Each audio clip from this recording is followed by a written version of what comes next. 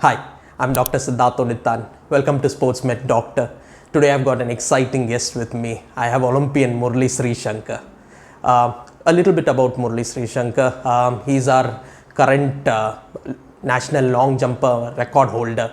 He has jumped around 8.26 meters and he qualified for the Tokyo Olympics. So I'm quite excited to have him here and answer a few questions so that we get to know more about him and about his exploits.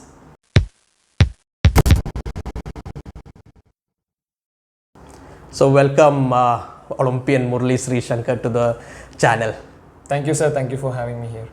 Yeah, so let's start with the questions directly. So the first question is, how did you get into long jump? What made you enter into this track and field event?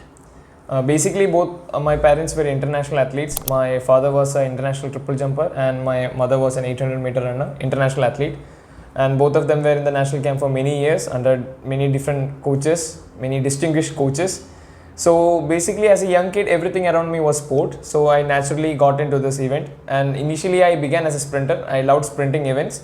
Then my dad, being my coach, he realized my aptitude in jumping, and we tried long jump when I was in 6th standard, and I was having some good results with long jump. And long jump being more technical even, and I also have some genetic advantage with me with my jump. So, and my dad also felt it is easier for me to train in long jump. So I'm continuing with long jump itself. And of course, I also wanted to do sprint events, but long jump is the event which suited me most. And I'm into the long jump completely. So that's quite interesting, which you told how you got into long jump. So coming to the second question, how did you get in? What is the training day of an Olympian jumper? So what does your whole training day amount to? My training sessions are usually charted out. My training sessions are, the season is divided into phases like the general preparation phase, special preparation phase, pre-competition and competition phases. And everything is usually charted out. The general preparation and special preparation phases are usually longer compared to the other two. And during the morning sessions, I usually do the mobility or the accessory strengthening exercises, which last usually 1 to 1.5 hours under the supervision of my coach, who is my father. And the core training sessions we usually do in the evening from 4:30 to almost 9 o'clock or 9:15 in the night. The sessions are usually long. We cover various aspects in the week like the strength, speed, flexibility, and technique is one major aspect which we always work. And we usually prefer long sessions during the evening session because the climate will be also much better for having a longer session, so that the body doesn't lose much of the electrolytes and the sweating is not also occurring much because the temperature in the night is going down. So we usually prefer training in the evening sessions, and it is quite working for me too. That's quite interesting that you train at night mainly. Okay, so now you told about your training. So for an athlete, recovery is very important. So what do you do for your recovery usually?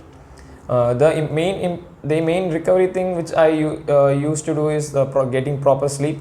This is the thing my father as well as my mother both focus on. Getting a proper sleep is very important for an elite level athlete, and hydration plays a vital role. And along with that, therapies like massage therapies, foam rolling, and ice bath, sauna bath, and also I also use compression boots after every hard sessions, and recovery massage guns, something for pre-activation, which help me prevent from getting all the injuries. That's quite interesting. So you use quite multiple methods for recovery, and that's quite interesting. So since I'm a sports medicine doctor and I have been treating you for quite some time, so I just want to ask you, what is sports medicine for you and how it has helped you in your career?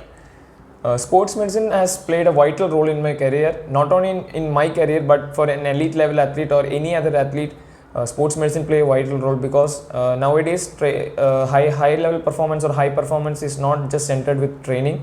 Recovery and sports medicine are the two factors which are an accomplice to high performance, because whenever you go for an international level, you always find an athlete surrounded with their physiotherapist, with their doctor 24/7, because they play a vital role during their warm up to their event, post event and pre event preparation, everything. So prevention from injury is a key factor for every athlete. and for that sports medicine plays a very important role. And myself being an athlete, whenever I used to have a problem, I always seek a suggestion from my sports medicine doctor, which is Siddharth sir, and we have been working for around like 4-5 years, and it has benefited me a lot. Yeah, thank you for such a good, nice words about me. So let's come out of the training. So what do you do in your leisure activity now, out of training? Any hobbies or something like that? I usually get very less time for leisure because I'm a student athlete also. I have to give equal priority to my academic. But when I get leisure time, I usually spend time watching movies, playing games, hearing music, like that. Reading books too. Okay, reading books. You have to tell that. That's very important. So coming to the next question. So who's your sporting idol whom you look up to, and do you have any idol in long jump whom you look up to? My sporting idol will definitely be Kobe Bryant, the late great Kobe Bryant. Unfortunately, he's no more with us. His play, his mentality, his work ethics, and the legacy he has left in NBA is truly world class, truly amazing, and he has inspired many athletes around the world because of his ability, because of his attitude. And myself, along with my family, are really great admirers of Kobe Bryant, and I love him a lot. And in long jumping, I really like Carl Lewis, Mike Powell, Dwight Phillips, who are truly world class athletes and who have put lots of accolades in long jump, and they're the top best long jumpers that has ever have done the game. So I really like them a lot. Okay, so coming to our last question. So what is in the future of Olympian Murali Sreeshankar? What all events you are going to take part? The immediate aim would be the Commonwealth Games, Asian Games, World Championships and World Indoor Championships coming in the year 2022. And the long-term plan will definitely be 2024 Paris Olympics and 2028 Los Angeles Olympics. And I'm really determined and focused to win a medal there. Okay, so thank you once again, Sreeshankar, for coming into this video, and I wish you all the best and best My of pleasure, luck. sir. Thank you so much. Thank you for this thing, and for those watching the video, thank you for watching the video. Please have a nice day.